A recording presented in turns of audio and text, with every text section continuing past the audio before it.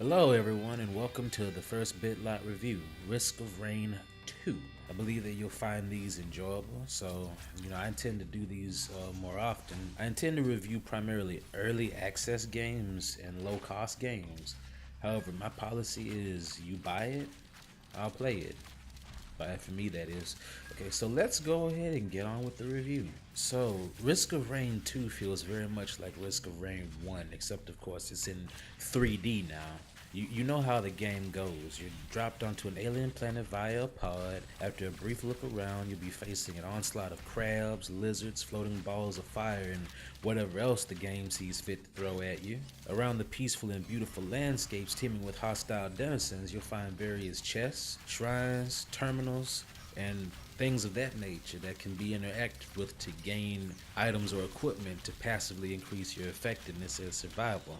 Items are infinitely stacking. If you want to have any number of copies of any items you gather, you can have that. However, if you're like me and you encounter the Shrine of Order, you can have 69 copies of 4 different items.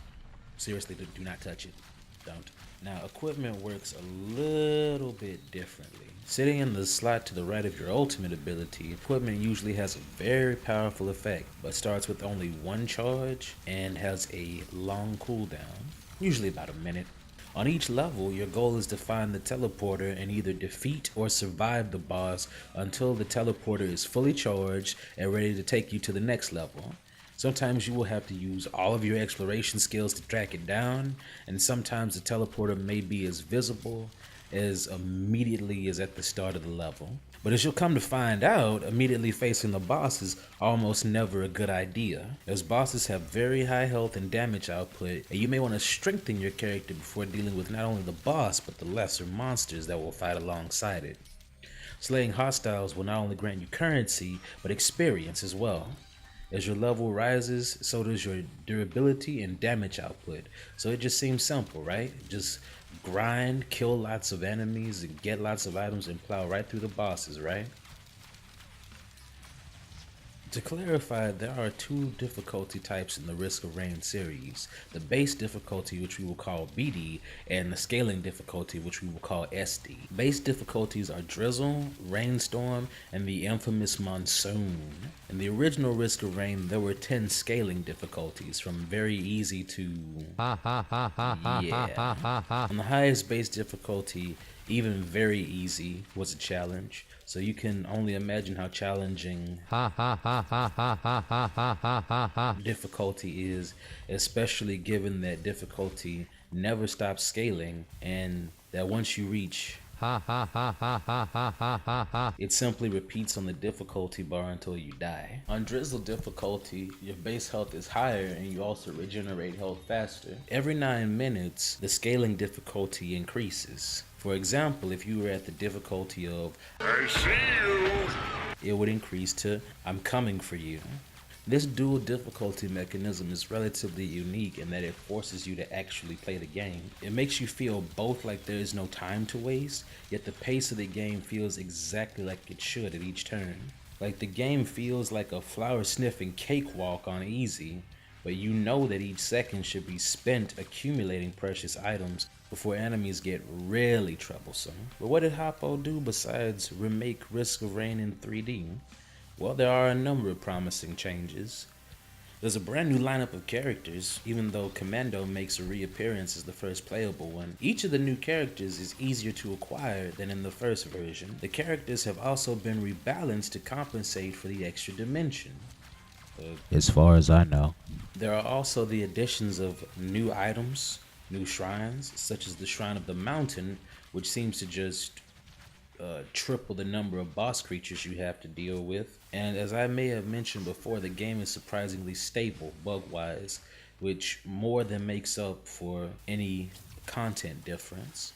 I'd rather content be stable on release, and I'd rather have a small amount of content that is actually stable and playable than a large amount of content that is completely unplayable at all. So the fact that Hoppo Games released an early access game that doesn't necessarily have a lot of content right now, but it is very stable, that is relatively positive on their end. Also, One interesting new addition is the addition of the secondary currency known as lunar coins. Every so often around the map, you will find a lunar node, and you can exchange a lunar coin for what's inside of it.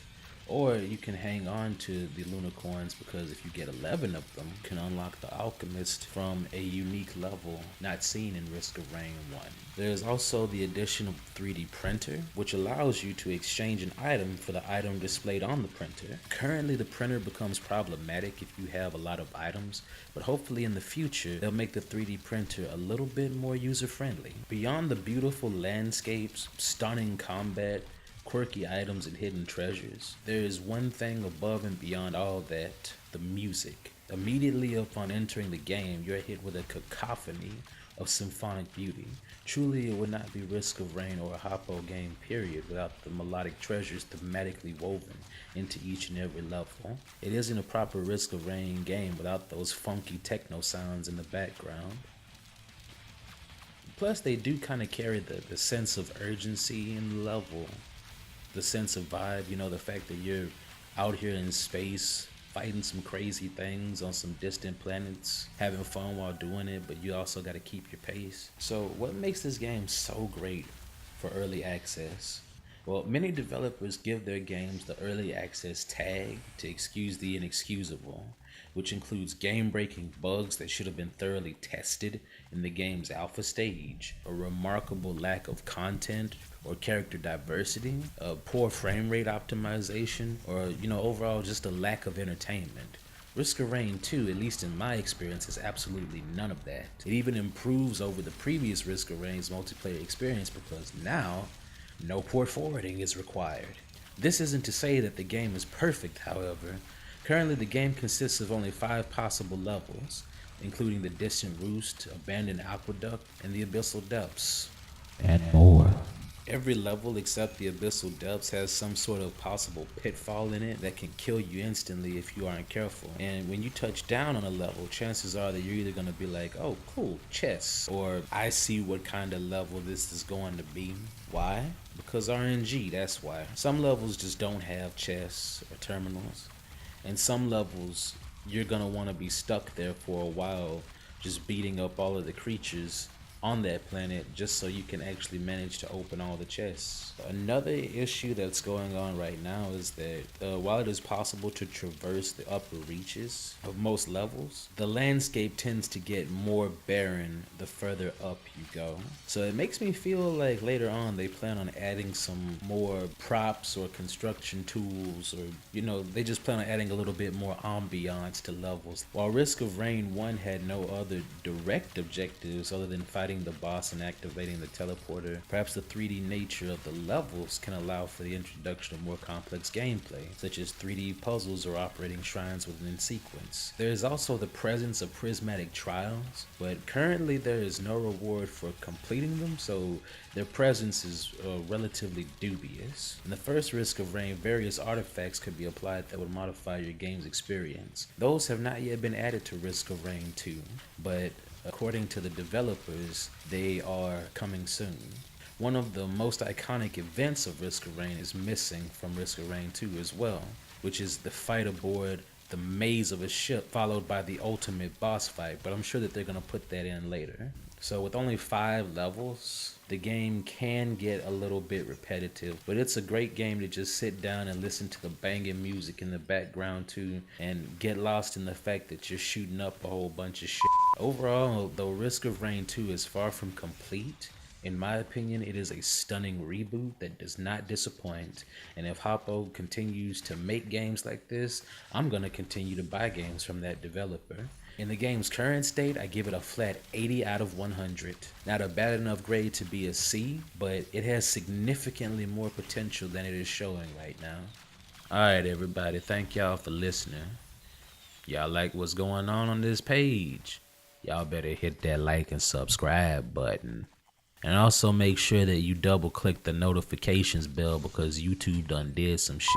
And now that's what you gotta click if you wanna see everything. So yeah. Like and subscribe to my doggone videos. I'm trying to get the hell out the hood. Help me.